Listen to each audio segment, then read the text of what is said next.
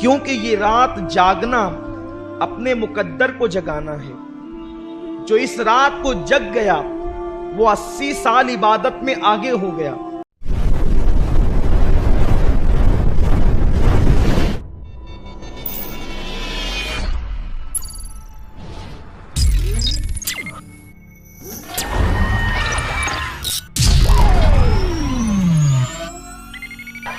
سبحان اللہ والحمد للہ۔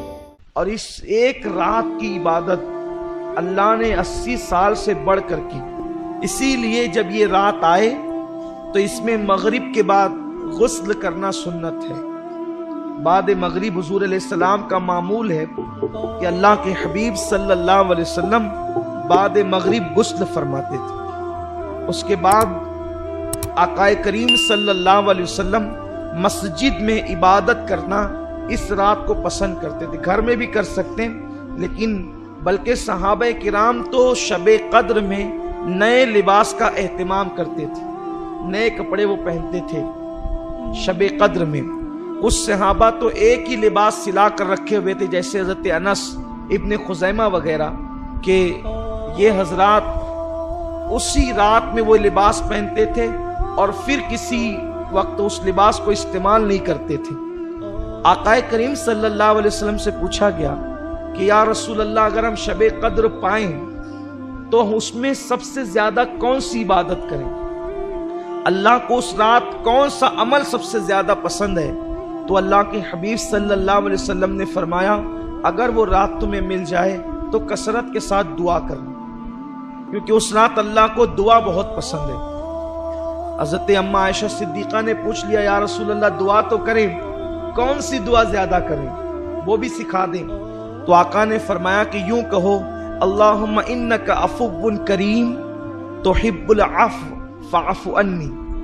اللہ تو عفو ہے، تجھے معاف کرنا بہت پسند ہے، سو تو ہمیں معاف فرما دے۔ اس رات توبہ کرو کثرت کے ساتھ، ہو سکے تو صلاۃ التسبیح کا اہتمام کرو، ہو سکے کچھ نوافل پڑھو، اور جب رات کا آخری پہر آ جائے تو پھر دعا میں مصروف ہو جاؤ، اور ہو سکے تو سحری تک دعا کا اہتمام کرو، کیونکہ یہ رات جاگنا اپنے مقدر کو جگانا ہے۔ جو اس رات کو جگ گیا وہ 80 سال عبادت میں آگے ہو گیا۔ اور خاص طور پر بہت اہم بات عرض کرنے جا رہا ہوں، جتنی عبادتیں بھی آپ کرتے ہیں اللہ اس کو قبول کر لے تو اس پر انعام کیا ملتا ہے؟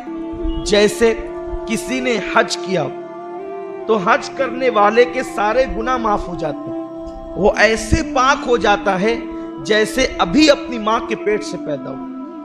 اسی طرح جمعہ کی نماز پڑھ کے جانے والا ہفتے بھر کے سارے گناہ معاف ہو جاتے ہیں۔ اسی طرح رمضان شریف کے روزے رکھنے والا گزشتہ رمضان شریف اور اس رمضان شریف کے درمیان جتنے گناہ کیے تھے اللہ سب معاف کر دیتا ہے، سارے گناہ معاف ہوتے ہیں۔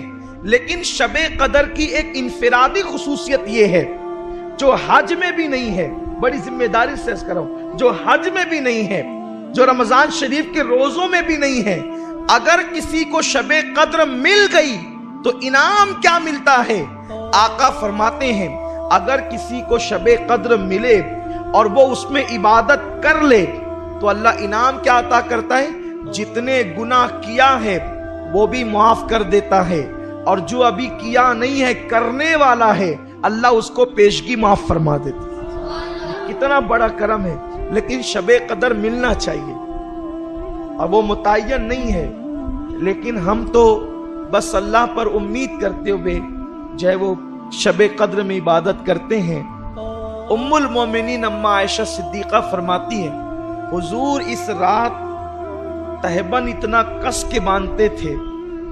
میں نے پوچھا حضور اتنا کس کے تہبند باندھتے ہیں؟ تو فرماتے ہیں عائشہ عبادت کے لیے کمر کس رہے ہیں۔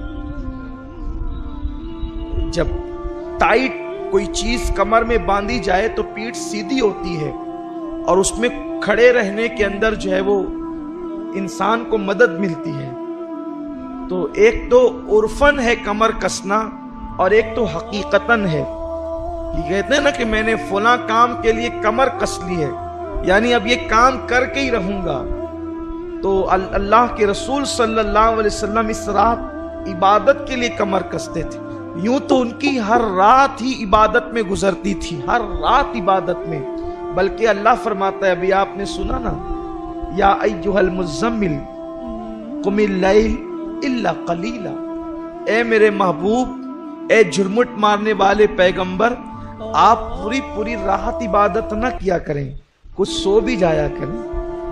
یعنی جس کی عبادتوں کو دیکھ کر خدا فرماتا ہے کچھ آرام بھی کر لیا کریں، تھوڑا کچھ آرام بھی کر لیا کریں. عبادت کا اتنا ذوق تھا، لیکن اتنی عبادت کرنے والے رسول شب قدر میں اور زیادہ کرتے تھے. فرماتی تھی اماں عائشہ کہ حضور علیہ السلام سال بھر جتنی عبادت کرتے تھے اس سے زیادہ کثرت کے ساتھ میرے آقا شب قدر میں عبادت کرتے.